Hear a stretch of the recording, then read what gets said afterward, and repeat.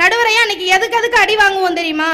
ஒரு தட்டுல அம்மா சாப்பாடு ஓட்டு வைப்பாங்க, போட்ட உடனே சாப்பிடலன்னா அதுக்கு ஒரு அடி, சாப்பிடும் போது சிந்துனா அதுக்கு ஒரு அடி, ஏமா அடிக்கிறேன்னு வாய திறந்து பேசுனா சாப்பிடும் போது பேசாதன்னு அதுக்கு ஒரு அடி, சாப்பிட்ட சோற மிச்ச வச்சா ஏன் மிச்ச வச்சேன்னு அடி, கீழே சிந்திட்டு சாப்பிட்டா ஏன் சிந்திட்டு சாப்பிட்டேன்னு அடி, பெரியவங்க வரும்போது கால் மேல கால் போட்டு உட்கார்ந்துருந்தா காலை கீழே போடுன்னு அடிப்பாங்க, பெரியவங்க பேசும்போது திரும்ப பதில் பேசுனா ஏன் எதிர்த்து பேசுறேன்னு அடிப்பாங்க.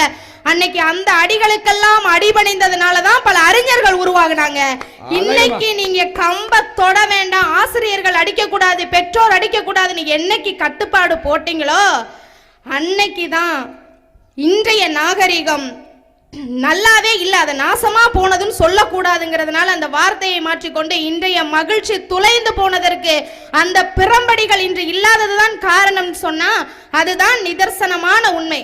நடுழைப்பு நல்க ஆட்கள் இல்லாத காலத்திலும் அடிமையிலும் அறியாமையிலும் பெண்கள் இருந்த காலத்திலும் கூட ஒரு பெண்மணி தன் கணவனுக்காக போராடினாள் என்றால் அந்த தைரியத்தை எங்க காலம் கொடுக்காம எப்படிங்க காவியம் கண்ணகியுடைய காவியம் வந்திருக்கும்.